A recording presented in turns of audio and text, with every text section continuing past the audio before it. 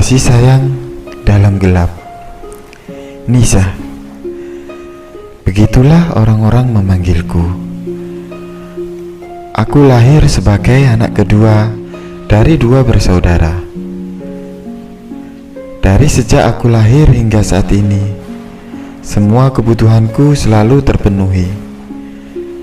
Namun satu yang sampai saat ini belum aku dapatkan, yaitu kasih sayang dari seorang ayah. Pada hari ini, untuk pertama kalinya, aku tak melihat sarapan yang tertata rapi di meja makan. Tak ku dengar suara ibu yang membangunkanku dari mimpi-mimpi yang menemaniku. Di setiap malam, kini hanya hembusan angin yang menemani pagiku yang kelam ini.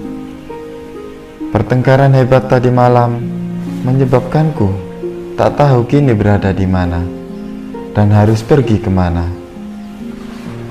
Tring, suara sendok dan garpu yang sengaja ku jatuhkan di atas piring.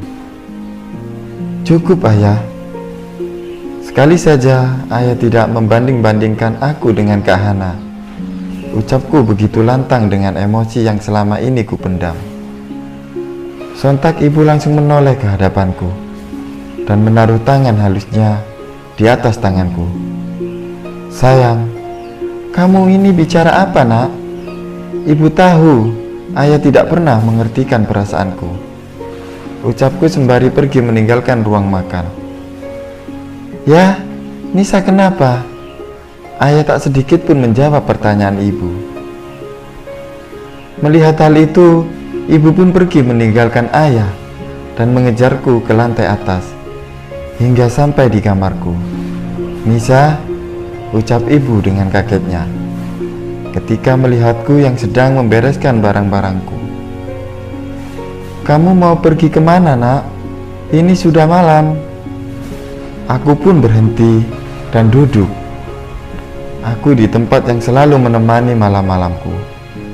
Bu, aku capek. Setiap hari aku harus mendengarkan perkataan ayah yang selalu membangga-banggakan Kak Hana. Bu, ayah tidak pernah mengertikan perasaanku, tegasku kepada ibu. Nisa, ibu yakin ayah tidak bermaksud untuk membangga-banggakan kakak kamu. Dan ibu yakin ayah sayang sama kamu, walaupun perlakuannya seperti itu. Sayang? Kalau Allah sayang kepadaku, apa pernah ayah khawatirkan aku? Ketika aku tidak ada di rumah, apa pernah ayah ada saat aku sakit?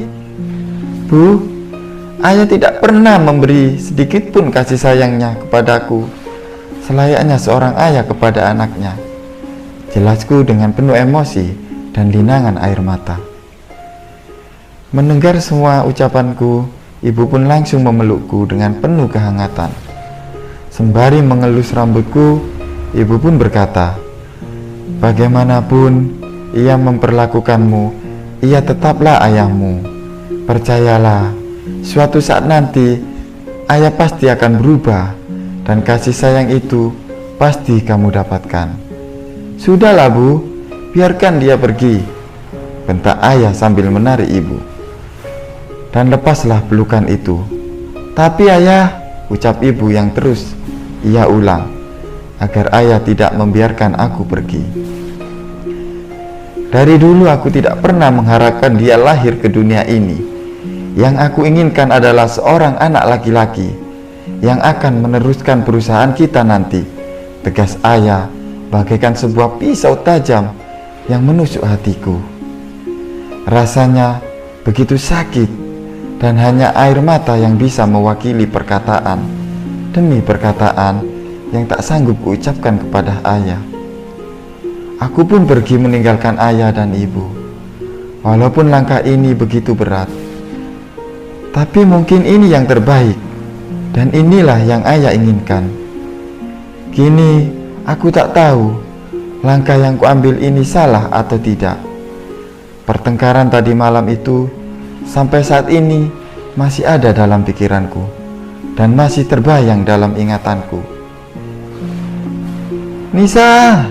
Terdengar jelas dari kejauhan. Ada seseorang yang memanggilku. Namun tersirat dalam pikiranku bahwa suara itu hanyalah halusinasiku saja. Tetapi perlahan suara itu semakin jelas dan tampak dekat denganku. Dan suara itu pun melepaskanku dari lamunan. Aku pun menoleh ke sekeliling, dan dari kejauhan tampak seorang wanita yang mengenakan pakaian begitu rapi, dengan tas yang ia tenteng di tangannya, dan sepatu hak tinggi yang membuat ia tampak anggun, layaknya wanita karir di perkotaan. "Kak Hana," ucapku dengan kagetnya saat melihat ia tepat di hadapanku. "Nisa, ayo pulang sayang," ucap Kak Hana sembari menggenggam tanganku. "Tidak," tegasku kepada Kak Hana sembari melepaskan genggamannya itu. "Tapi Nisa, kamu harus tahu, semenjak kamu pergi dari rumah, kita semua mencarimu. Kita semua khawatir sama kamu, Nis, termasuk ayah," jelas Kak Hana. Mendengar hal itu, aku pun langsung berkata kepadanya, "Apa? Aku tidak salah mendengar? Ayah mencariku? Ayah mengkhawatirkanku? Kakak ini lucu ya, seperti sedang mendongeng. Cukup Nisa, sekarang ayah sudah berubah. Ayah sadar semua perlakuannya kepada kamu itu salah. Semua ini terjadi karena ayah sudah membaca buku catatan harian kamu," tegas Kak Hana yang terus berusaha agar aku pulang. "Sudahlah Kak, kasih sayang yang selama ini aku harapkan dari ayah itu semua hanya mimpi dan gak mungkin kenyataan Kak," tegasku agar terlihat lebih tegar. "Tidak ada yang tidak mungkin di dunia ini," ucap seseorang yang berada tepat di belakangku. Aku pun menoleh ke belakang, dan ternyata ia adalah sosok laki-laki yang membuatku pergi dari rumah dan kini berada di jalanan, yaitu ayahku. Saat melihatnya, aku pun teringat perkataannya malam itu yang membuat hatiku terasa begitu sakit.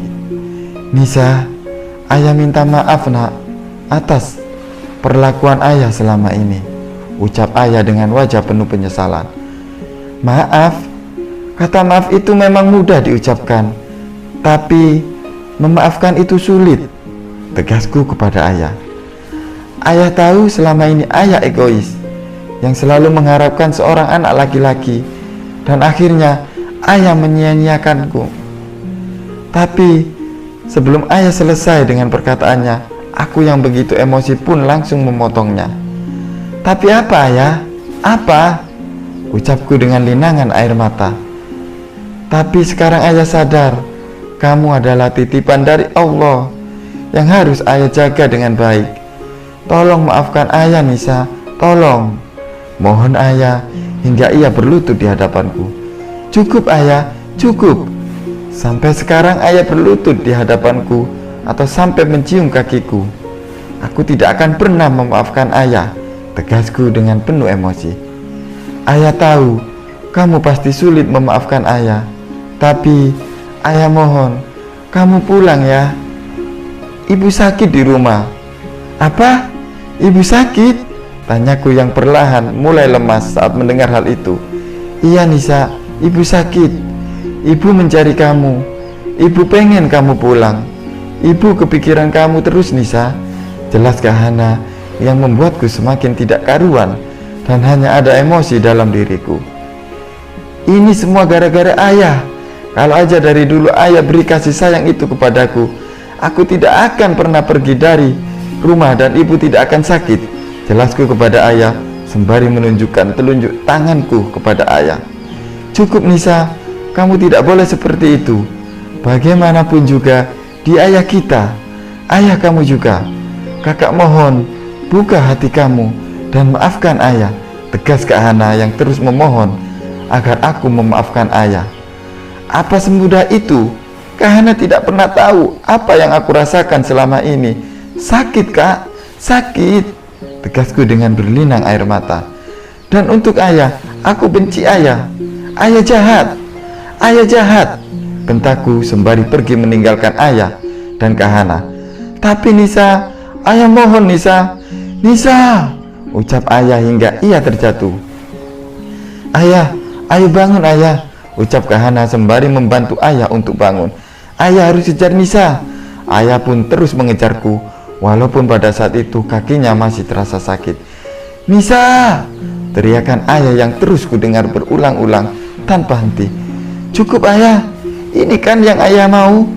Aku akan pergi dari kehidupan ayah, tegasku dengan penuh emosi, sembari terus melangkah menjauh dari ayah. Dan tanpa ku sadari, ada sebuah mobil berada tepat di hadapanku dan akhirnya menabrakku. Awas Nisa, teriak ayah yang ku dengar pada saat itu. Semuanya gelap, semuanya hitam, tak ada yang dapat kulihat. Saat itu aku merasakan takut. Aku pun terus berteriak ketakutan, tetapi rasa takut itu hilang bak ditelan bumi saat ada seseorang yang memelukku dan berkata, "Kamu jangan takut Nisa, di sini ada ayah." Dan pada akhirnya, walaupun dunia yang indah ini tidak dapat kulihat kembali, namun ada yang lebih indah saat kasih sayang itu kudapatkan dari ayah.